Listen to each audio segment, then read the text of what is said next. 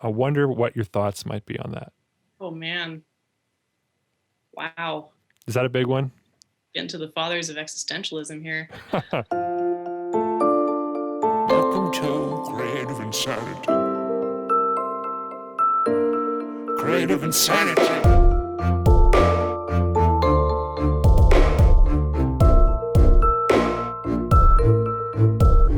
Hello, I am Servant, a rap artist and producer from Alberta, Canada, and today I got to speak with the fabulous and fascinating Nicole Wolf. Nicole is an illustrator and fine artist based out of Calgary, Alberta, who has been making a living in her field for over 7 years. She's traveled to Syrian refugee camps in Greece and Turkey to live draw portraits. She's been tapped by huge clients for things like character design, mural work, and commercial art. Last year, she generated an art exhibit with collaborating journalist Gavin John called Inside the Fall of Chop, which gained international attention. They documented and spent time with the media-dubbed warlord in Seattle, Washington, in the autonomous zone that people like Joe Rogan were trying to get a hold of amidst the controversy. We talk about this project in detail, and it's really freaking neat. We also get into the benefits and challenges of working as artists in Alberta, the importance of having a life outside of art, whether or not you need to sacrifice your art career to have a family, and the big ticket item, what is truth? What is truth in art? Does art manipulate us into a false reality, or does it reveal something even truer than life itself? I love this episode, so let's slap into it. Nicole Wolf, welcome to Creative Insanity. Good to be here. Yeah, no, I really appreciate you coming on. You're a very interesting person and Thank you. a very talented person as well. So your title, I guess you'd say, is an illustrator, right?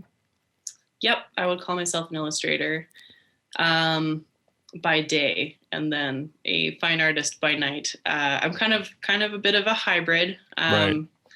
I studied fine arts in Edmonton for 2 years at Grant MacEwan University, and then I closed out my undergraduate in design, which is the illustrator part. So one keeps the lights on, and the other one keeps my lights on, I guess.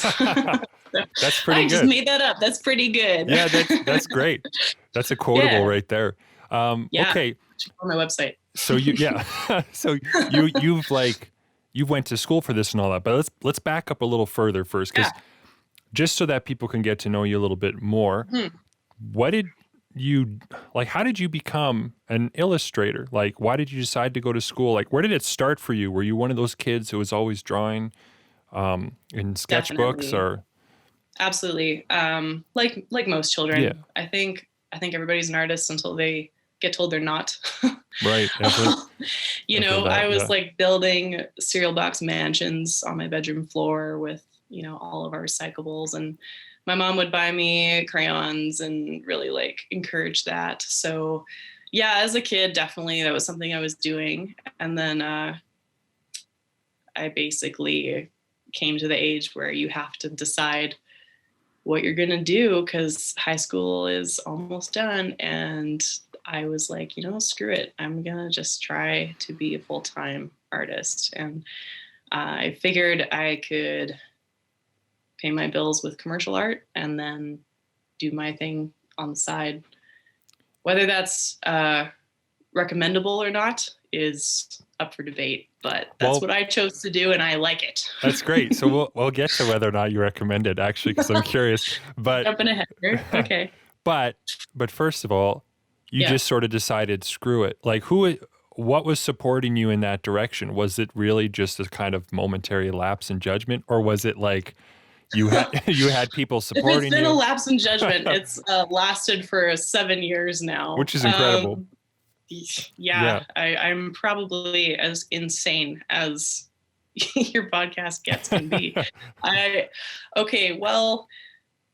just couldn't stomach the idea of really doing anything else. There is no plan B. And I liked the idea of working for myself. I liked the idea of being very flexible. There's this back burner dream to be a digital nomad, whether that's, just bumming around Canada or internationally. And I've acted on it a few times, just picked up everything and traveled and worked from Wi-Fi spot to Wi-Fi spot and, cross borders in the daytime, done my work at night. It's been really fun. Oh man, it's That's like crazy. the spice of life. And, that you can't put a price on that. Can't put a price on freedom. So you're doing it. So it was like high school, you thought freedom, good, doing art, good. But you thought you could do it. Like, I mean, and you're doing it. And it's just like, I had a different experience when I was in high school. I thought freedom, good. I thought, art, music, whatever it was, good for me. Mm-hmm. But I never thought I could do it, at least not at that time. It was never like man, you can make money doing this. It just seemed like an impossibility, kind of. Well, maybe I should explain a little bit. It's not like I had complete confidence that I could absolutely do this. Like, you kind of have this feral gleam in your eye after, graduating school, and you're like, I hope I don't starve, and fortunately I haven't yet. But I think like the gleam maybe only went away like 3 years ago. So it's been a slow build, and that's not to say I was living paycheck to paycheck. It's just until you feel like you could weather a catastrophe, like you have that screaming voice, like, hey, but what if something happened? I'm like, you know what? I think I'm okay now. I think I'm okay. So the whole like feeling like you're not making enough money thought is gone as of 3 years ago. So it's been a while. It's been a while of building. And then the other explanation would be through junior high, through high school, actually through both of my undergraduate streams, I was freelancing the whole time. I was actually paying for my degrees with freelancing, which is kind of ironic considering that's why I went to school, was to learn how to make money off of art. But there was always a part-time lurking in the background. And then after I graduated, I kind of went full-time. So it was a soft entry in that way. Yeah, but that's also like really hardcore. That's like the artist lifestyle that a lot of people, I think, dream of, whatever their discipline is. I think you had a lot of really important ingredients there that, like you said, you had that feral look in your eye and you were concerned you were going to starve at times. And there is that, but you still managed to take the ingredients you had and make it work. And I think that is just incredible in and of itself. Like, that's really cool. What a success. Thank you. Yeah. Thanks. I owe so much to the people who encouraged me around me. Like, I had a few like naysayers, but honestly, I had so much support from my immediate family, and there were people who showed me the way. My dad was a freelancer, so I had that big advantage, right? Of seeing that, oh, hey, this is possible. He was in a very different career world than me, and still is. But, you just you figure out that it's an option. And I don't know, hopefully people in Alberta can kind of see like that's an option for them too. I think we're in a really prime place in the world to have a side hustle, Yeah, we have work ethic here. That's what I always learned. Encourage people to try it. Yeah, it's really, it is encouraging to see. I think that was something that I lacked too, is I didn't have an example. I didn't really look around my peers or role models and see somebody doing it. I mean, I know that there was people who were in bands and stuff like that, and there was artistic endeavor. And I had a really good buddy go off to film school, and it seemed like he was headed on a right path. And now he does a lot of freelancing and he works in production and stuff. And actually, I've collaborated with him. He helped me out on a couple of my earliest music videos. He was one of my first like, I'm gonna pursue making my own music videos, and can you please help me, dear God? He was that guy that I went to. And so it turned like there was some people who kind of came from my community that I learned from. Yeah. But I honestly think that that's like so important, you know, 'cause you yeah, can have your like art stars, you know, profs in school, they're so fancy, you know, but it's when somebody from your own small town does it, or someone from your yeah, province, or someone in your age group or your demographic, and they go do it and you're like, I could do it, you know. yeah. You know, and I'm still here, I'm still in Alberta, you know. Yeah, Yeah, I even don't know. that's crazy because there's a lot of That's perception of, crazy. yeah, like Yeah. a lot of artists in various fields. Well, number one, they go to cities, so Mhm. that's the thing, and often they don't. You know, they go to Vancouver or Toronto, right? Yeah, Vancouver or Toronto. That's what they do basically. Um, a lot of my friends from art school or just the periphery mm, crowd are now in Vancouver or Toronto or LA or Florida right. or California or, you know, Dubai. And yeah, I mean, But what do you love the thought about? has crossed my mind. Is Oh, go ahead. Did I cut you off that what there? you're going to ask? Well, I was going to say, like, what do you love about Calgary? Like, I wouldn't blame you for the thought crossing your mind to be like, wow, Mhm. Calgary for all that it has to offer, and I understand it has quite a vibrant artistic community, at least compared to a lot of places that I've been. Hmm. But where do you think keeps you there? Like, what do you love about it? What's good about Calgary? Hmm. I mean, I can, I can give you the answer if this was brought by Calgary Arts Development. You know, it's like we have a lot to celebrate in this land. There's, you know, That's funny. the mountains, and it's a vibrant and budding community. This is a place where the entrepreneurial spirit is strong, and um, You seem like, pragmatically, yeah, I know that whole voice too. Pragmatically, rent is cheap compared to right. Vancouver. Oh my gosh, that's Mm, part of my decisions to like get rid of that primal scream in the back of my head that's like, you're gonna die at any moment. The saber-toothed tiger of poverty is gonna come and rip out your jugular. And that is silenced to some degree by paying very cheap rent. right. That's awesome. Also, proximity to family. That's nice. My whole family's still in Edmonton. Mhm. My clientele's here, so I stay here and make the drive.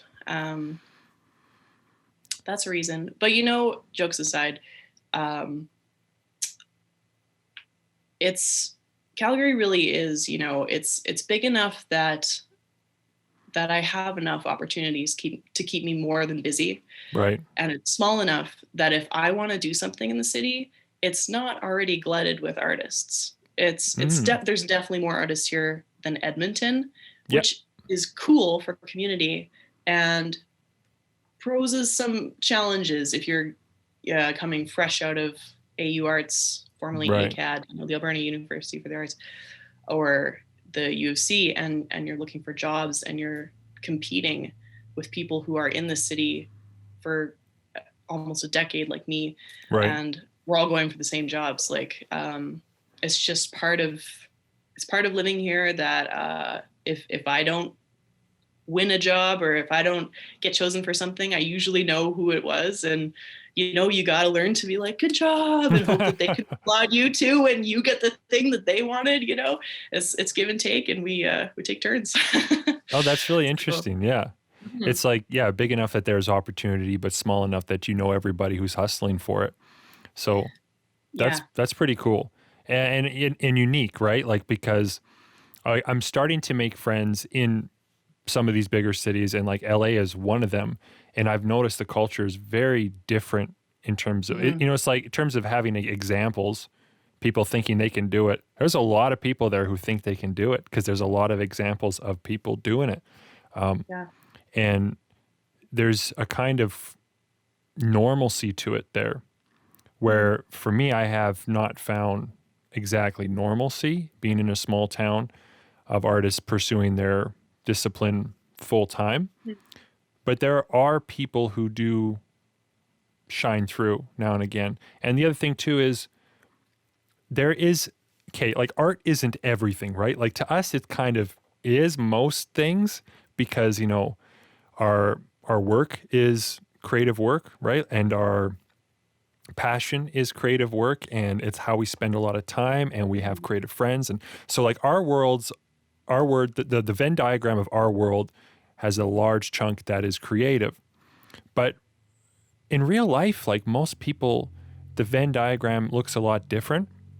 Mm-hmm. Creativity doesn't have that kind of sway. And I think when your life is more family, more work, more doing, I don't know, normal things, it can inform your art, even if it's a smaller chunk, differently.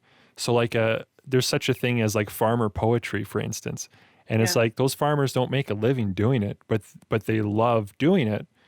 And it's something that I just, I'm glad it's there.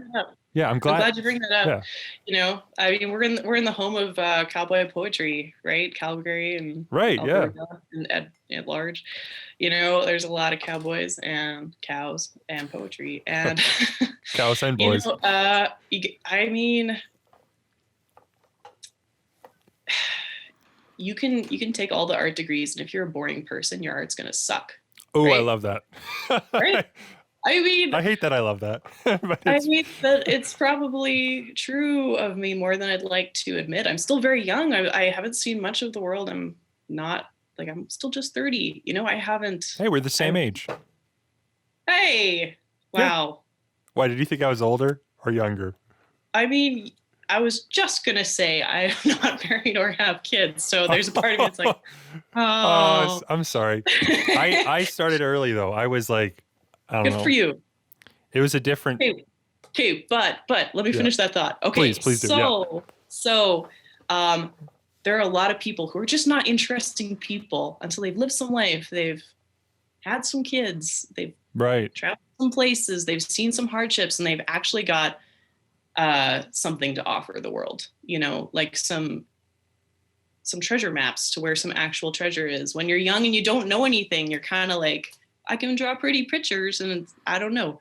I mean, this is not true of everyone. I'm just like, I say these things to comfort myself, that the older and wrinklier I get, the more interesting I will be, and the better my art will be. Yeah. You know?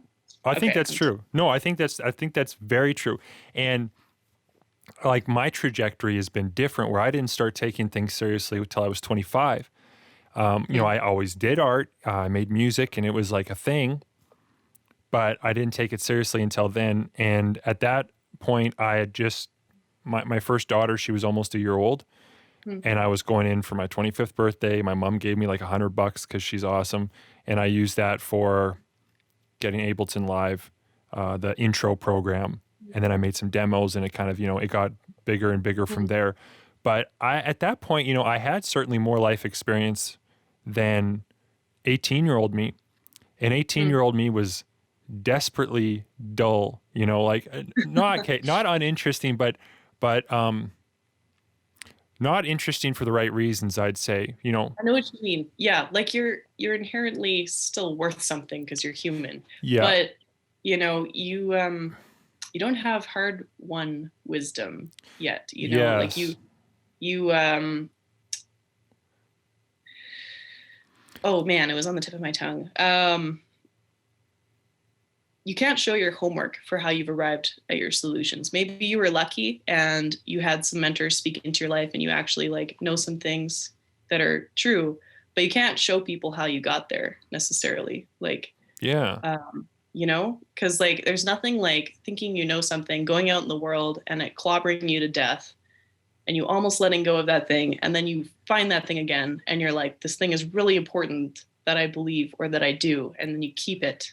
And then it's yours. And then if someone's like, why do you believe that? And you're like, here's my homework. This I love that. It still makes sense to me. And I have won the possession of this thing.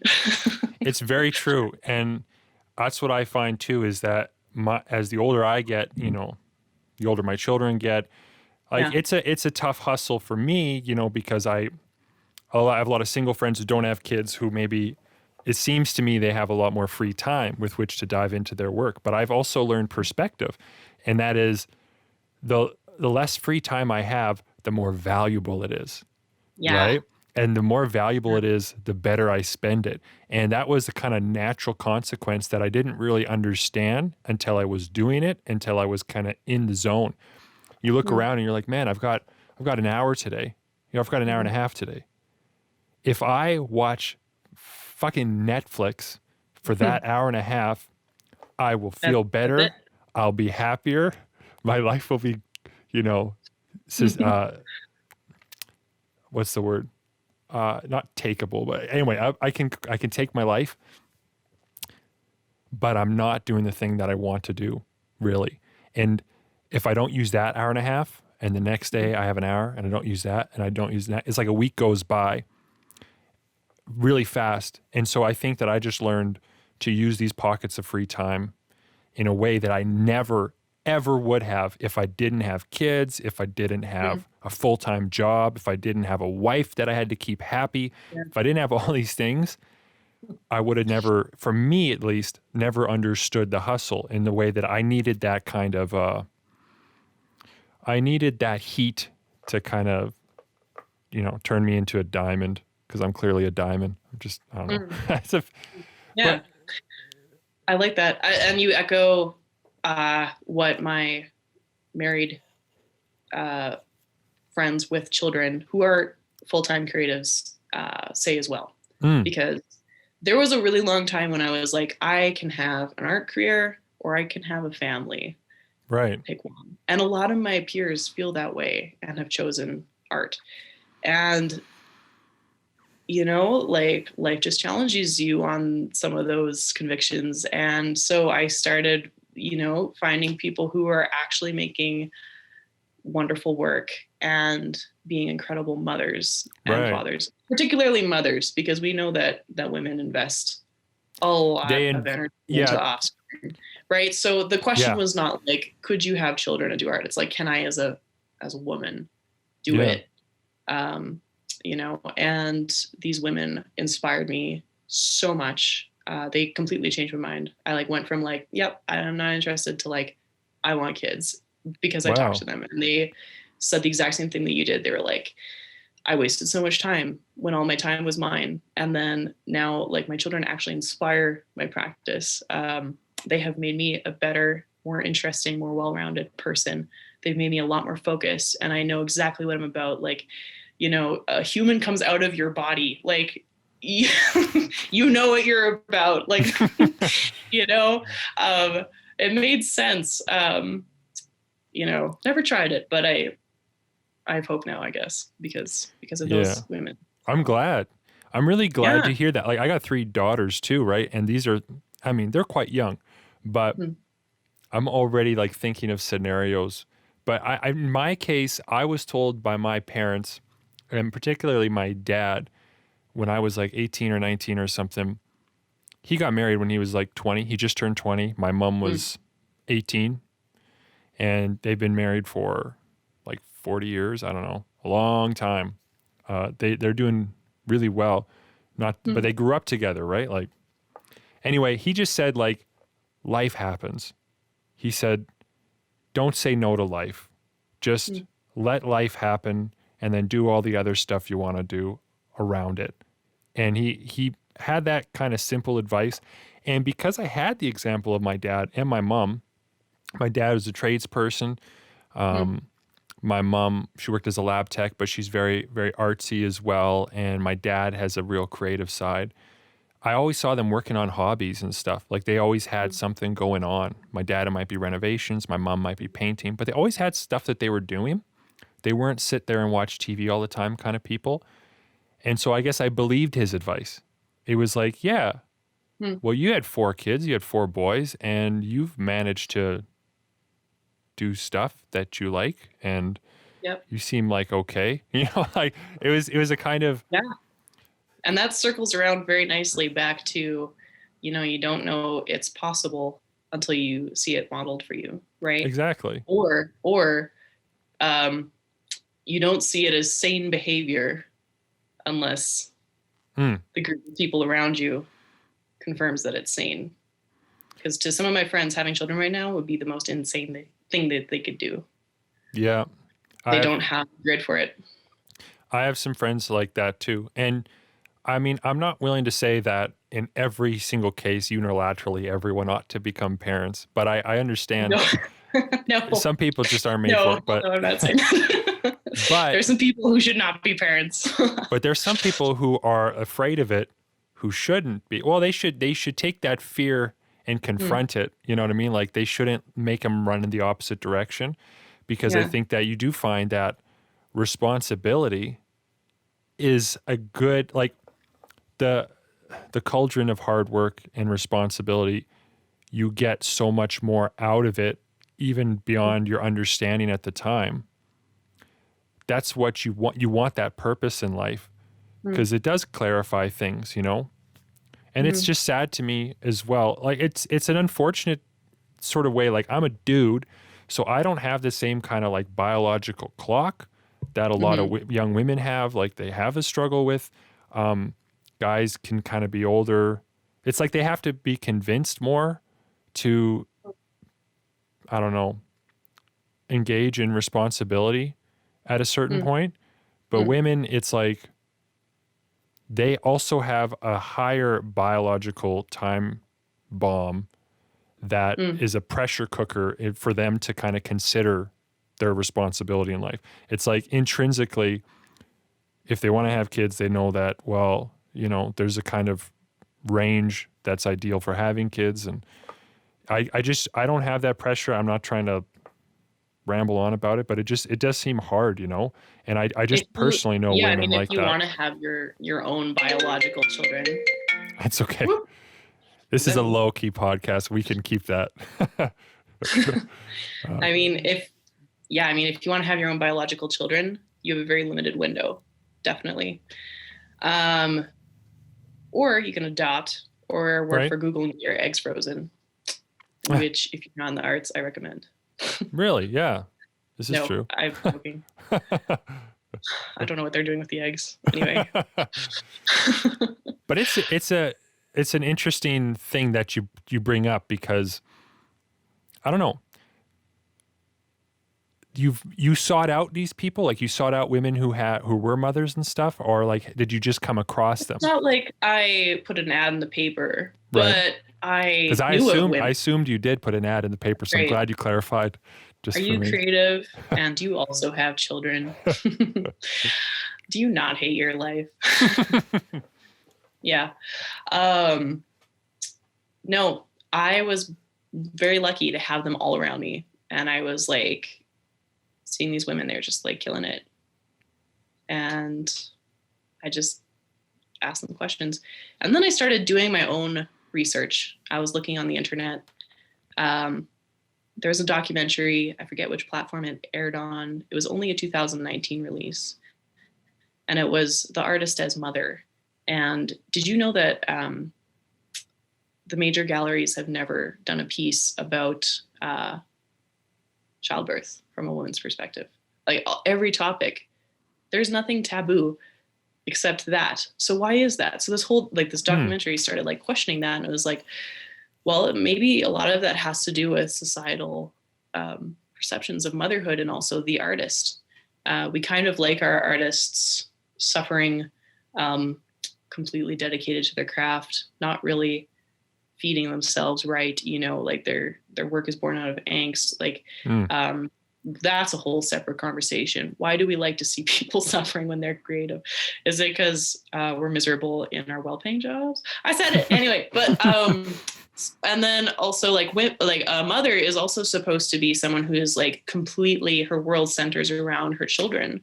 So you have two obsessive persons who are wrapped up in this one thing, and how could that possibly reconcile? Was a theory put forward in the documentary. And that one made me think a bit, because I was like, well, obviously humans are creative. That's what we do. Something that distinguishes us from animals is we make stuff for the betterment of each other, for each other's enjoyment. And I guess there are some animals who do that for like mating or like for other rewards, but some of us just do it for like self-betterment.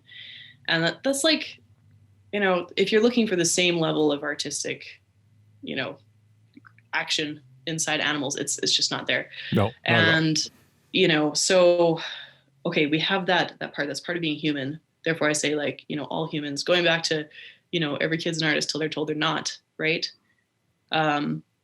We have that. And then we also have this need to replicate ourselves in the world, whether that's biologically or to pass on a legacy. So then humans are very important too. And creating more of them. Yeah. Passing down the stuff that you've won and like allowing that to continue beyond your death in someone else, you know, that's considered a very worthwhile life goal. So then if both of these are what it means to be human, then why have we made them like mutually exclusive fields? I think that's a false dichotomy. Can't we do both?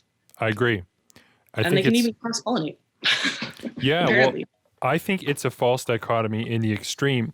I think you even see it with fatherhood to a much less degree, but you do see it where if I bring up in certain circles like that I'm a dad, for instance, there's a kind of reinterpretation of status that happens real quick.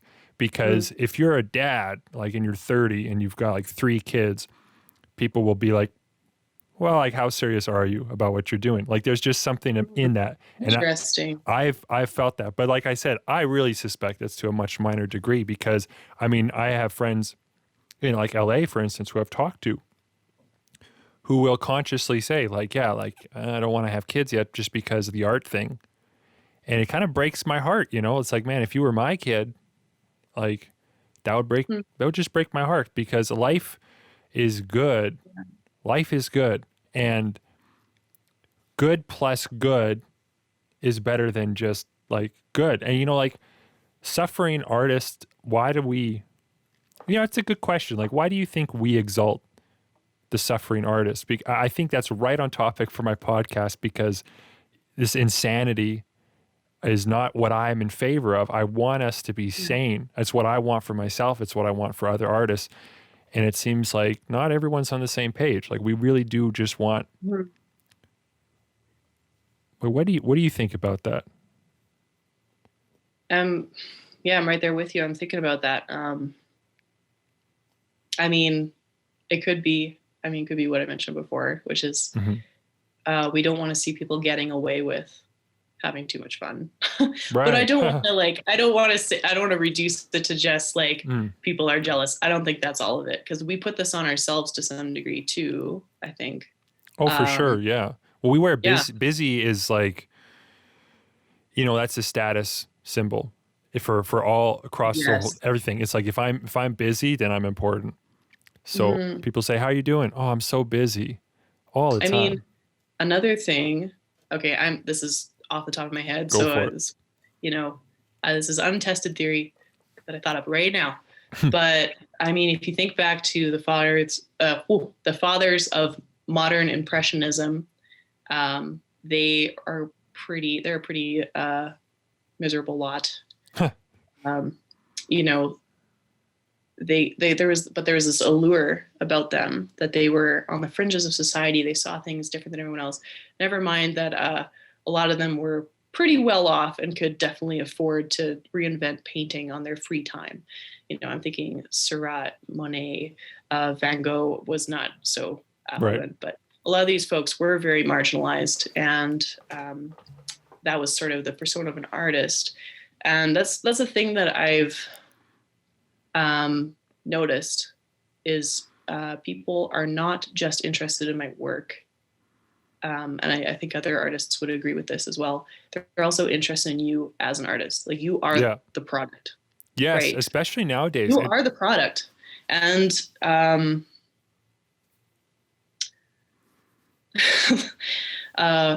don't know. Is it savage to say that people who are happy and well-adjusted aren't as interesting as people who are suffering?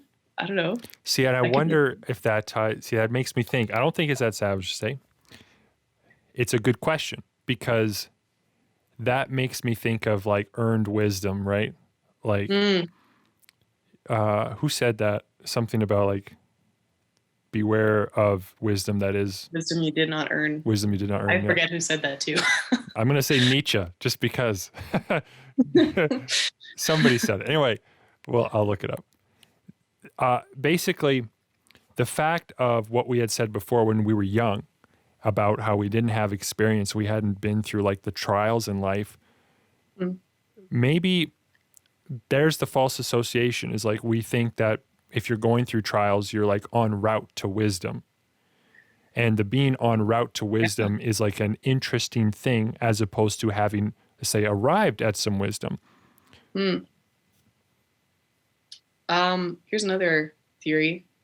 I think there's maybe a level of spectacle to an artist who is has a crazy life, if you will. I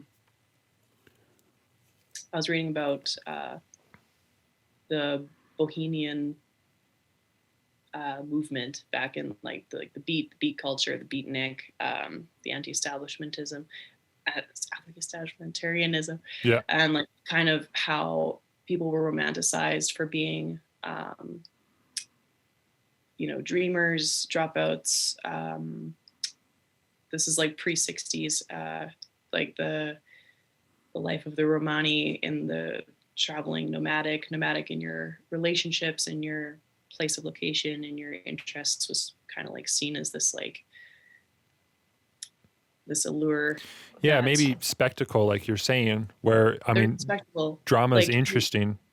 Yeah, because like listen to how people talk about artists like who, like Freddie Mercury or Elton John. Like the movies about them just came out, right? Yeah, and like I noticed how both of them really go into how crazy their lives were at points. Like, how do you even not have a life that's crazy at that point with that much money and that much influence and like people are all over you? And that's like, I don't know. There's this, we want to see people trying things that we are too afraid to try, perhaps because we know that it'll unravel our safe and predictable lives. Maybe we push artists toward instability, and I don't know, those two balances, chaos and order, right? Yeah. A non-artist is what's the stereotype? They're ordered. They're an accountant, perhaps. They wear taupe on beige. They live in a little gray house in a box, and all the boxes are all the same. They're doctors, lawyers. Okay, that's the song. Anyway, but like artists, they wear crazy colors and they stay up weird hours of the night and they got bad haircuts and they have weird relationship dynamics and compared to normal society. And, I don't know. There's some hookers and blow. there's some vicarious living, and there's also some spectacle. There's some drama, and there's novelty, right? And like, I think that.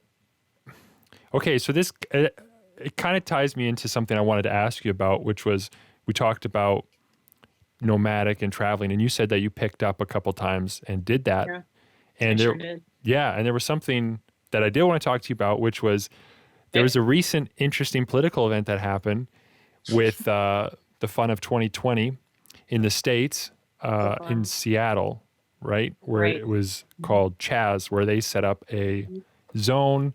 If anyone knows what I'm talking about, where it was like, I don't know, you know more about it than I do, but why don't you tell me a bit about that and why you traveled there and what that turned into? Yeah. Okay. That was a good example of inviting chaos into my otherwise ordered life. Okay. So according to the media, what happened was following the death of George Floyd, the BLM protests that broke out all over the States in Seattle took unique shape. The media said protesters had taken over a 6-block portion of Capitol Hill, barricaded off, run the local police precinct, the cop shop, out of the area and taken it over as their own. And they had elected a warlord named Raz Simone who was arming the protesters, and they had declared themselves an autonomous zone separate from America. So myself and a group of friends were following this. One of my friends is a conflict journalist.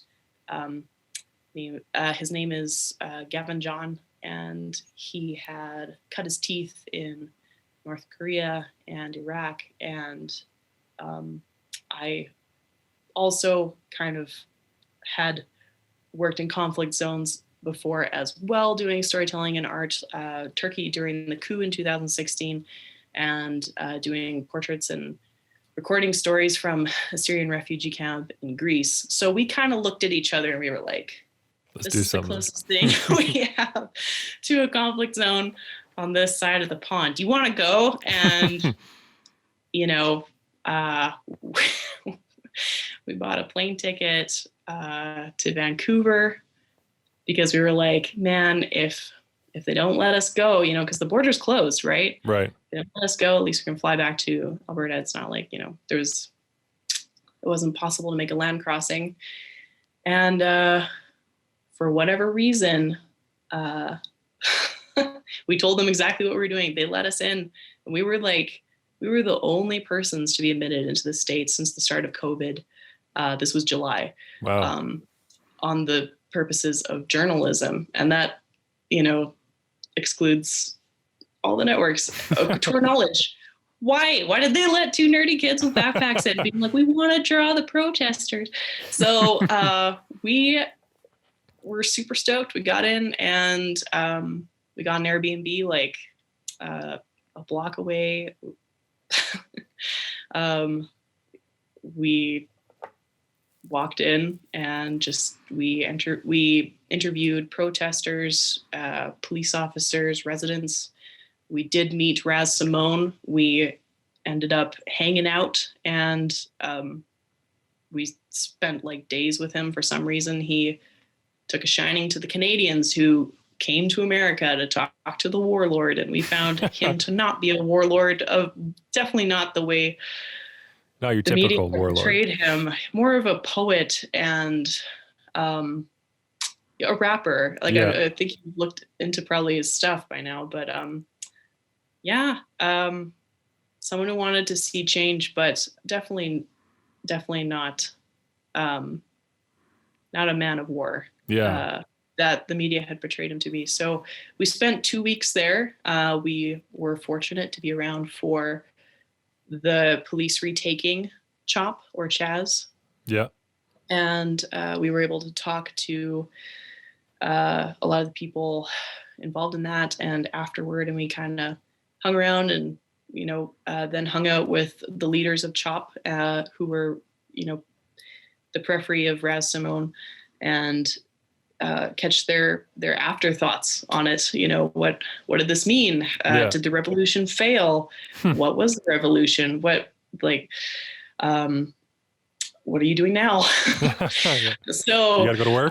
we took Gavin's photographs and reporting, my storytelling and portraits, and we brought them back to Calgary, and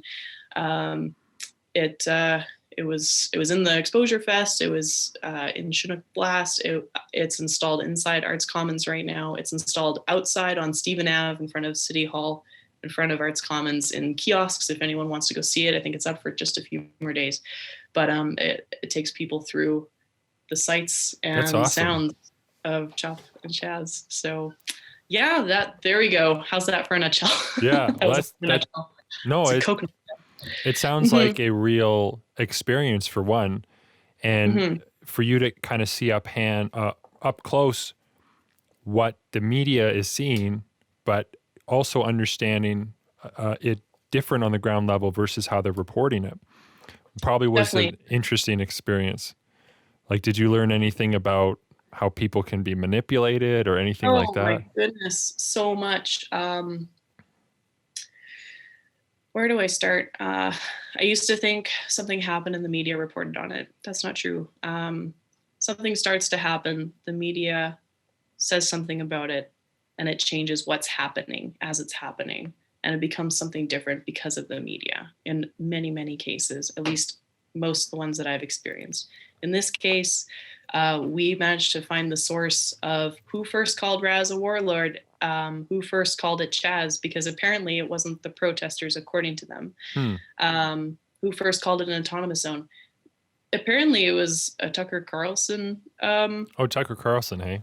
On Fox. And so I was like, yeah, he's, and we know recently Fox News lawyers have said you literally cannot believe, what he says as literal facts, because he was brought up in a ruling, and they're like, well, it should be understood that he's entertainment, exaggerating the truth, and he's an entertainer. I'm like, well, you shouldn't call it reporting, but anyway, so yeah, he termed Raz a warlord first, and it was interesting. Raz sort of adopted this title. See, that's what's interesting, funny. Right? Like, yes, that was interesting, right? But first, it was like a farce. So he was like, "Hey, Nicole, you do design, right?" And I'm like, "Yeah." And he's like, "Let's make T-shirts, not my warlord," or like, right. I went to Chaz, and all I got was the shirt, and like we straight up designed T-shirts. I don't think we ever sold any, but like I was like, sure, why not? We're hanging out and collecting stories. I'm gonna make you some T-shirts. So, yeah, they leaned into it. And then pretty soon, after they called CHOP Chaz an autonomous zone, signs began popping up, welcome to Chaz. This is Chaz, so people started owning it and being like, yeah, we're autonomous. So it was interesting stuff. I mean, does like, as an artist, as a storyteller, it's almost like I could look at that and say, that is stories thrust upon real life, influencing real life. And that's kind of what most stories do, but not in such an overt way, right? Like a great story as a storyteller, a good movie or something like that, you can impact someone, you can teach a lesson, you can get some general thing from it that you can apply to your life, and it's great. But in the case of like, in this is like changing a narrative of reality, telling a different story about what's actually happening, and then having that impact people on a mass scale. That's scary to me. That's just frightening. Over that information, we are in a complete breakdown of shared truth. To borrow a line from Sam Harris on one of his many podcast episodes, we are in the shattered prism of a shared reality, and we're all trapped in a separate shard. It's like we can't agree on what we know. We are in a full-out information war, and we don't know the truth at all. We don't know what's happening. So that's interesting. Scary as all hell. But scary. It is scary. Very scary. I know that, like, for the news and stuff, I was dialed into the politics, around the election stuff, because there's something entertaining and visceral about it. But man, I withdraw real fast. I like to spend more time with the intellectuals and stuff. But as an artist, what do you do with that? Like, that information you have, you can see the manipulation. You can see the power, I guess, of story. How does that influence you as a storyteller, illustrator, and visual artist? Like, does it work its way into yours? Like, do you know, like, if I'm doing something in this way, my goal is to manipulate, or I say that in a positive sense, like, am I trying to help someone feel something? Like, what is throwing a bit at you here, throw a bit of stuff at the wall. That's a great question. In the context of CHOP, that project, I was very lucky to have a friend who has studied journalistic ethics, and we talked a lot about, are we here to write our own story? Do we have an idea of what's happening here? Do we sympathize with the protesters? Do we sympathize with the cops? Neither. We are here to interview both parties, and we are not here to take an opinion. We are going to present the interviews that we find with equal hands, and we're going to let the public make up their own minds. So that's what we did. We weren't allowing persons to necessarily share their platform. So but we were asking people, what were their thoughts as an individual? What led them to the beliefs that they had? What led them to Chaz? What led them to CHOP? What led them into uniform as a police officer in Seattle? And, that, I think, is something that we don't have. And something we don't know how to handle, because in the weeks following Gavin and I installing that as an art exhibit, we were both called Antifa by public persons in Calgary, and we were called like pro-cop people, which is interesting. Like, people looked at the same work and had different ideas, I'm not going to confirm or deny either side. Right.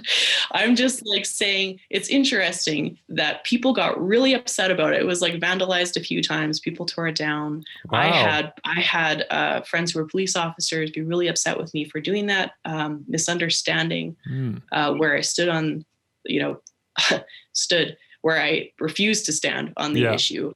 And friends who were really upset with me for including the voices of police officers, and both sides, if you will, at the risk of turning it into two sides. There's way more sides than two. Yeah.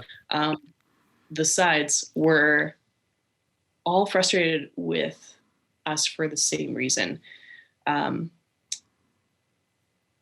were like, people who resort to violence, their voices should not be heard. So, but what do you do? So that's a radical stance, to just not align yourself with something, but to actually just give a report and be like, this is what they said. This is what they said. I trust you as an audience. Make up your own mind. See, that's what's strange. So like, trusting that you guys were informed with journalistic integrity, that you were like, okay, I'm going to present this stuff in a sort of balance of manner, that was caustic.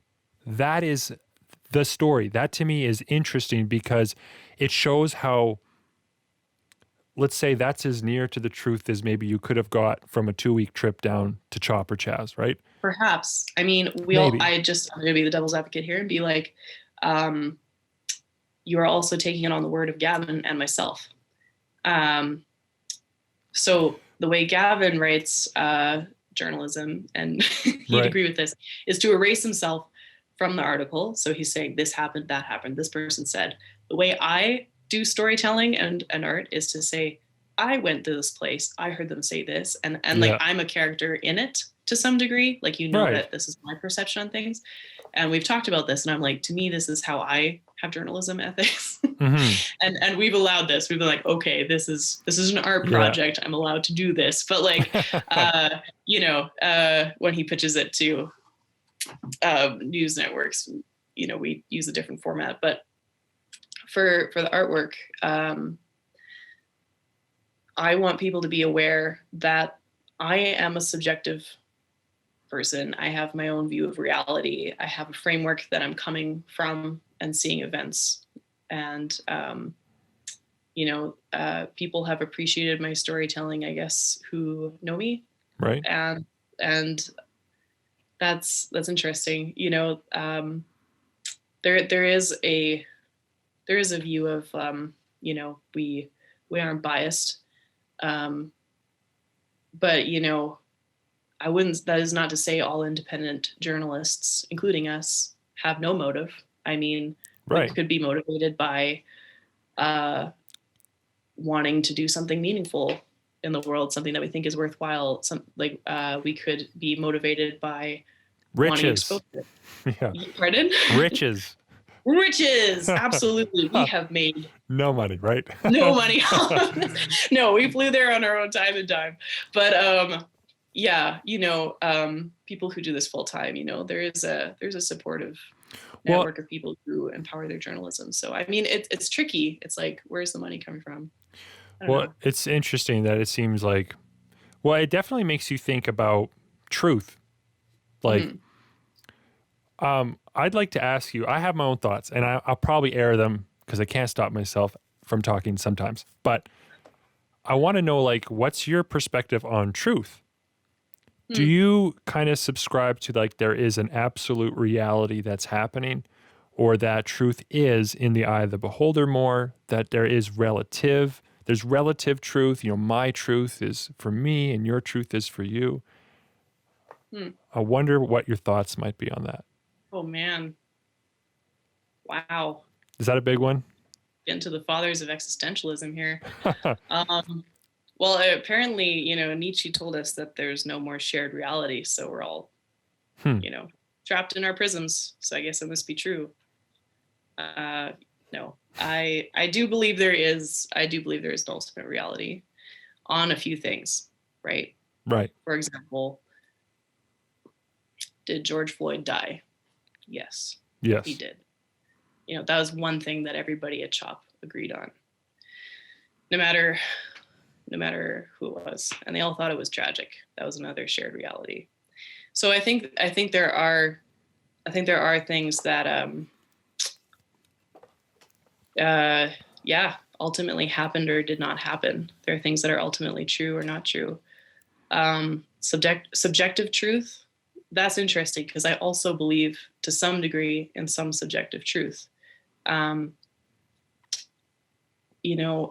There's sort of this this approach of Darwinian pragmatism is like, if something is true enough for you, it's true, like a way to function, that's a way to move from where you are right now to your goal. And it might not be how someone else moves, right? For example, I'm an artist. This is not going to work for a lot of people. This is true for me to do, right?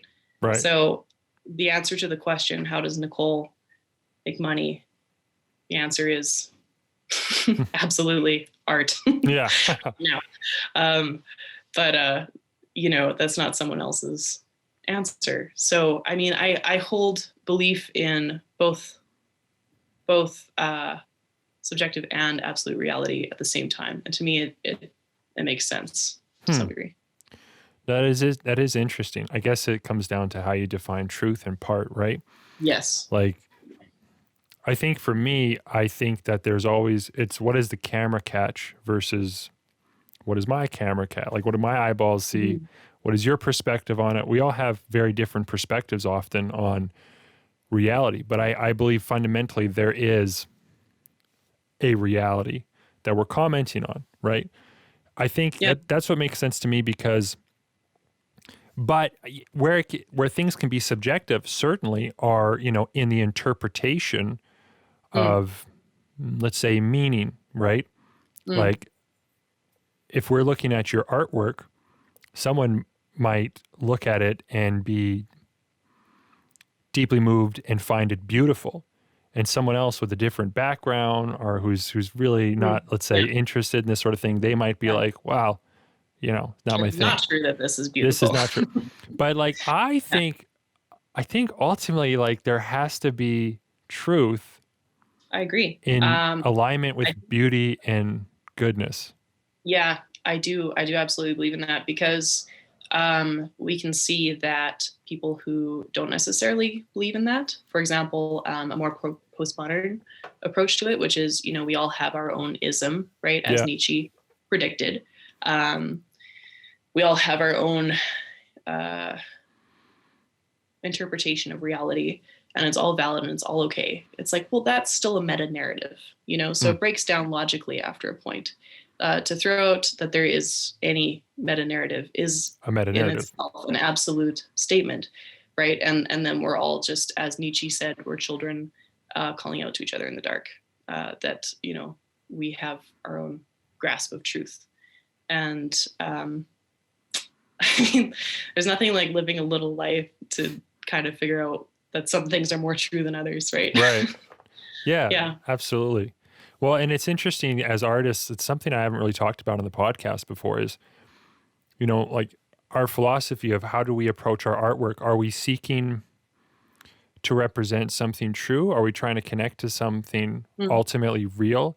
Like when you're making something, and this is when I'm going to do it. I'm going to pull up some of your Instagram work. Sure. I'm going to screen share here. So if you're, you go back into the past. I'm like nervous now. It's all good. Okay, so we're going to look at some of Nicole's art. So if you're listening to this, it's okay. We won't look at it for long, but just take my word for it that it's friggin' amazing. But if you're watching this on YouTube, and you can see this too, Nicole, right?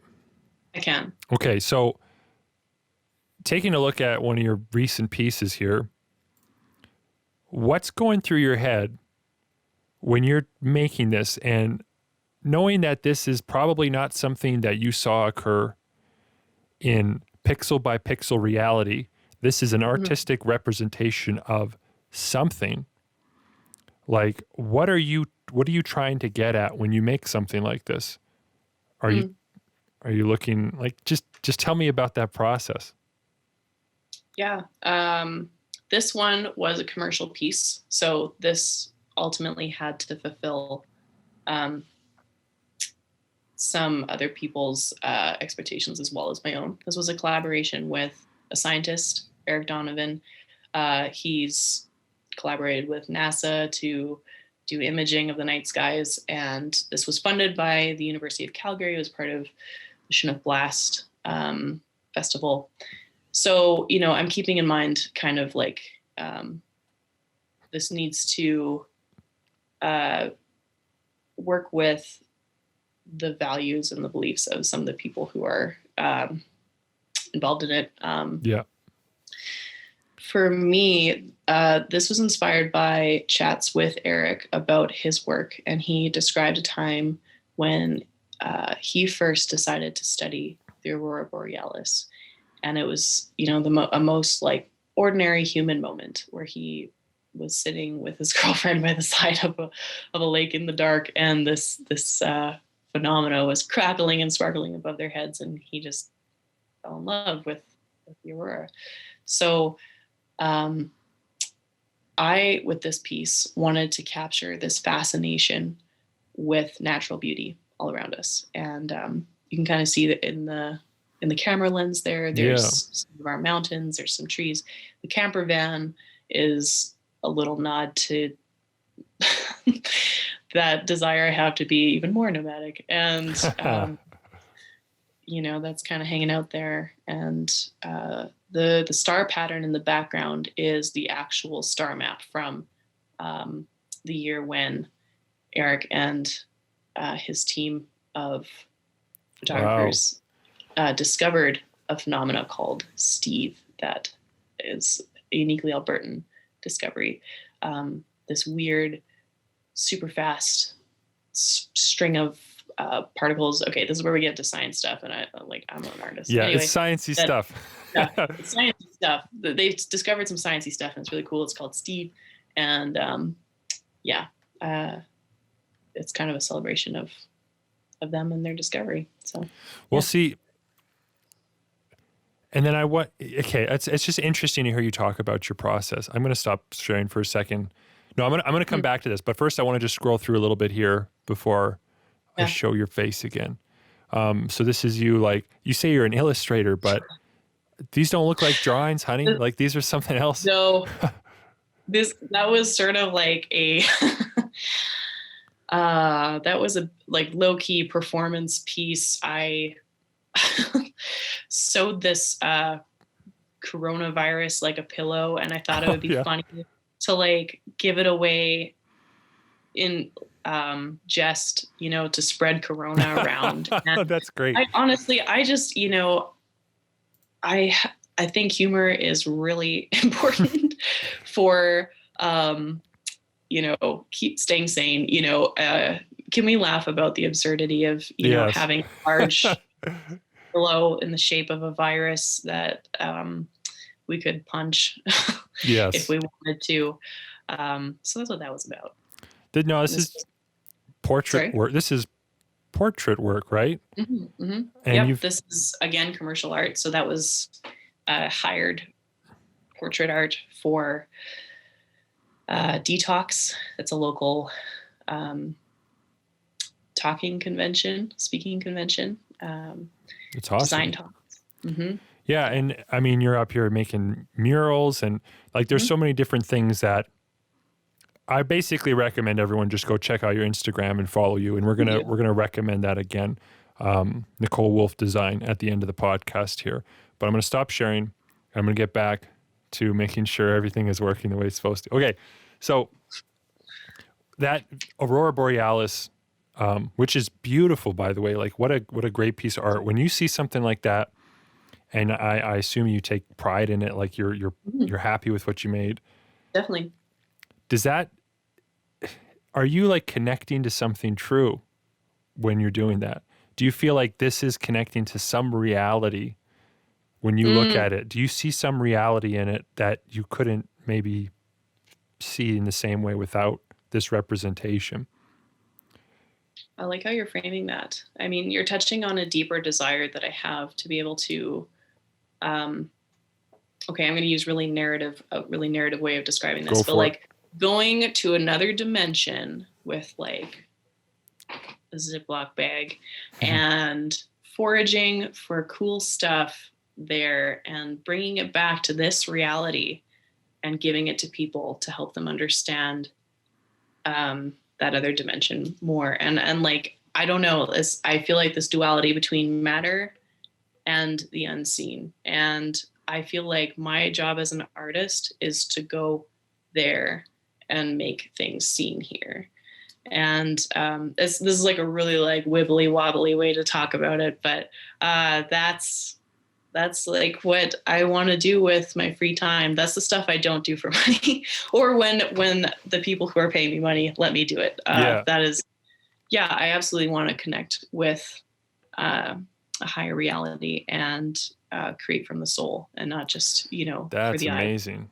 eye. Absolutely. That's how we're the same. We're totally different in discipline, right? Like, I'm not a visual artist. I make my own cover art and stuff for stuff, but it's not great. Yeah. I do my own stuff, but you're like I would say a mighty visual artist, someone who's doing a great job and very diverse in what they're doing. And me, I'm a musical artist and I have some skill and talent in this area, but I'm doing the same thing. Like, what I'm basically trying to do is access this dimension, for like lack of a better language. The way it feels like a dimension. Yeah, I'm basically like I'm seeking beauty. I'm trying, like, I kind of like the trinity of what is good, true, and beautiful. These are something that I've really become fascinated with lately. And I find that my access to those things tends to be through beauty. Like when I watch a great movie like Unbreakable, which I don't know if anyone's seen it, but it's a movie by M. Night Shyamalan, and I love it. It's one of my favorite films of all time. And there's such a powerful story in it that when you kind of see the character do something really great, it touches me like in this really strange way. Like, it makes me access this other dimension where I really feel like I'm seeing it as it is. I'm seeing the character. I'm seeing the reality of the situation. Like, he's a good man. He's a protector. And that art and music and all sorts of forms of art, it's a way that I can actually see things as they are. Because, you ever like go to a wedding and there's like the father-daughter dance or something like that. And if there was no music and they were just like hugging each other and like walking around, it'd be kind of awkward and weird. But because there's music and because there's listening, the words, it's like it taps into the actual reality that is happening. And the tears come and people can't stop with the tears because what's real is beautiful. What's real is amazing. And I'm so glad we're talking about this. I'm like so excited. Who was it, like C.S. Lewis, who said that fiction is sometimes truer than truth, or like actual. That sounds like something he'd say. Or G.K. That sounds actually like G.K. Chesterton. Oh, maybe that is who it sounds like. Yeah, who you say that fiction is truer than. Okay, well, they're both dead, so they can't deplatform me. But well, okay, I'm so glad we're talking about this because this was legit what I was talking to my friend. He's studying his Master's of Divinity right now, and I posited the question: why do you think Christ uses parable? And we kind of like sorted through this. Like, it's to use symbols, to not say things literally, to use images and metaphor, to use archetype. Right. This does not make a quick understanding, or at least a quick cerebral understanding, very easy. And we basically arrived to the conclusion that we think Christ probably taught like that because I think these are not my words, but to have the truth available to those who wanted to dig for it. Basically, he hid it from anyone who was not hungry enough to find it, and yet it was simple enough for a child to understand.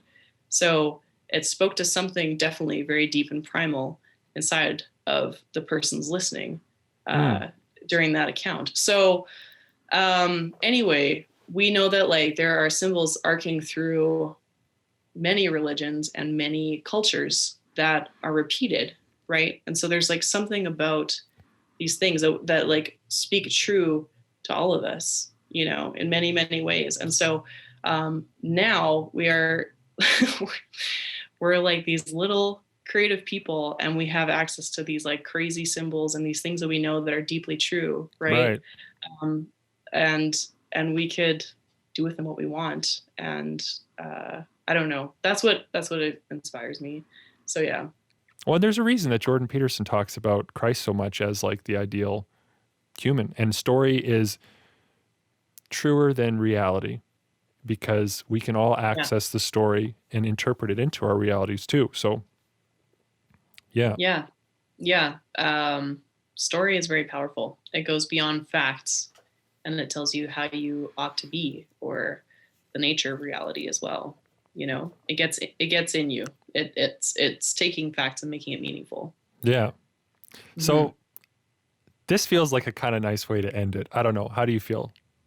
Yeah. Yeah. Sure. There's lots of... I mean, I could talk about this all night, but... Well, we probably will, because what happens sometimes is I'm like, okay, great podcast, and then I end it, and then like I talk to the guest first. Everybody. Yes. So I will say though, before I close the curtain, so to speak, what might you have to offer? Like, what else can you say that's on your mind about keeping sane, being a creative person, just to kind of tie it back to the theme of the podcast? Like, even like it could be practical, sort of, this is what I've done. You know, I use this particular lavender soap and it got me through everything. Or it could be, you know, something more existential, which is the territory we did navigate into. we did get pretty abstract there. I love it. Well, there are little things. When I was younger, I used to, if I had a problem or an emotional crisis, I used to like sit there and try to like work it out right there. And I'm like, I'm not getting up from this chair until I, you know, have healed whatever is going wrong in my head, until I see things correctly, until I've worked out my issue. I don't do that anymore. No.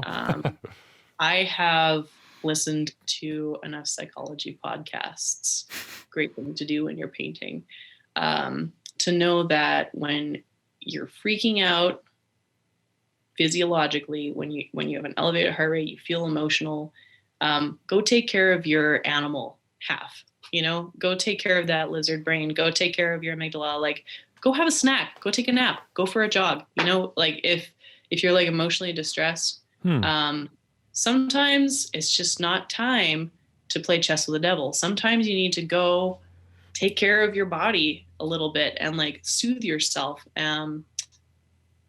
Recently jogging or some form of exercise has been, you know, a staple for me.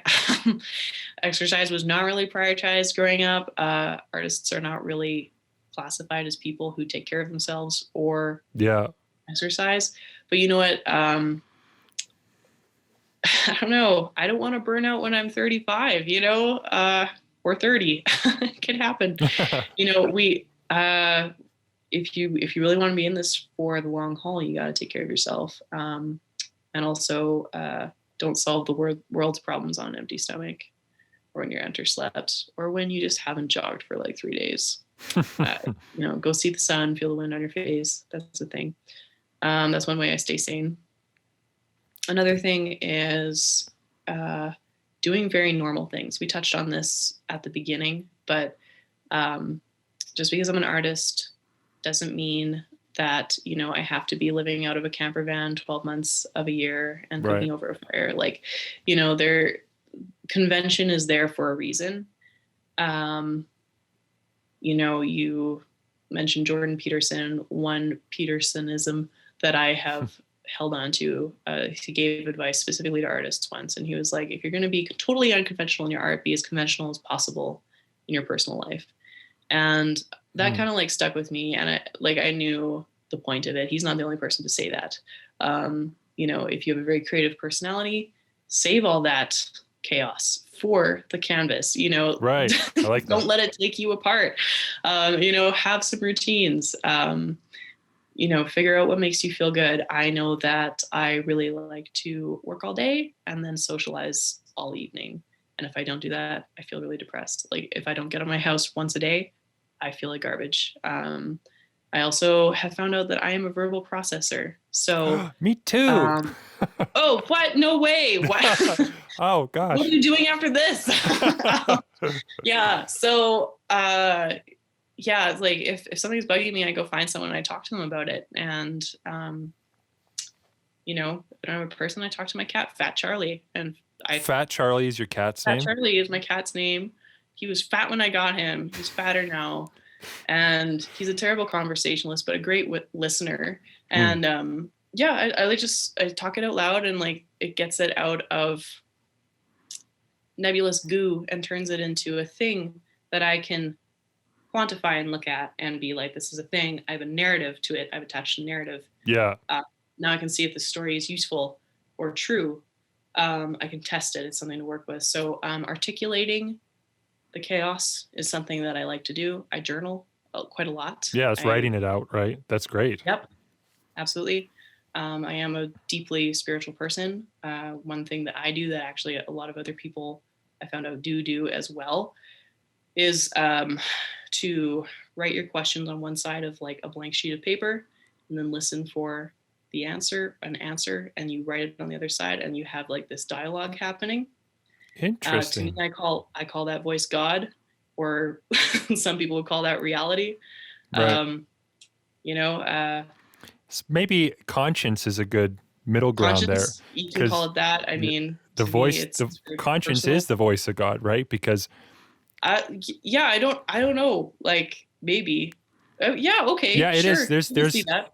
Actually, yeah. Okay, that makes sense. Conscience is the voice of God, and why I can say that is because, in no human society anywhere, is conscience ever permitted, viewed as a good thing, to disobey. Everyone will. No one thinks it's good to disobey your conscience. Now, if you happen to disobey your conscience because you were informed poorly, you thought it was a good thing to kill people, let's say, and you disobeyed your conscience, then people are going to they're going to reinform your conscience and say, no, buddy, you were right. You made the right choice. But they're clarifying your conscience. So really, why does everybody have a conscience? It's actually, there's actually an argument for the case of ultimate morality, is because it's like, why do you even have arguments about it? Why would you try to convince one person that there's something they're doing wrong or right if it's not useful? But that's a total. That actually makes so much sense, and it also like explains why the cricket in Pinocchio is called Jiminy Cricket. Exactly. Which is like slang for Jesus Christ. So yeah, there's the voice of conscience. That makes sense. It's your filter. It's your filter through however you understand the right thing to do. It's really good. Yeah. Yeah. So if anyone wants like a really spooky night at home, go get yourself a blank piece of paper and watch the Voldemort journal happen. It's amazing. That's great. Yeah. Make sure you talk to your conscience. Talk to your conscience, and I will leave it at that. I think that'd be my closing remark. Love it. Well, this was great, and so thank you for coming on the podcast. This was a really good conversation. I really enjoyed getting into some deep territory. And you were just the perfect person to do that with. Where should people go to follow you, connect with you on social media? What do they do? If you would like to follow me on Instagram, it is at Nicole Wolf Design. So NicoleWolf, just like the animal, and then design. And then my website is the same name, NicoleWolfDesign.com. And if you want to shoot me an email, you can email art.nicolewolf@gmail.com, and we can chat about drawing your pet cat. The right price, I will draw your cat. So absolutely. Yeah. Great. Okay. Well, this is great. I'm now going to cut the episode right. Thank you for listening to today's podcast. If you found any of this valuable, please consider subscribing, recommending this to a friend, or leaving a positive review on iTunes, Spotify, or wherever you happen to be listening. If you watch this on my Servant YouTube channel or Facebook page, please leave a comment and share. I love to hear from my listeners and learn from them. Learn more about me at www.servant.com. That's SRVENT.com. Thank you again for your time. Now go be creative and sane.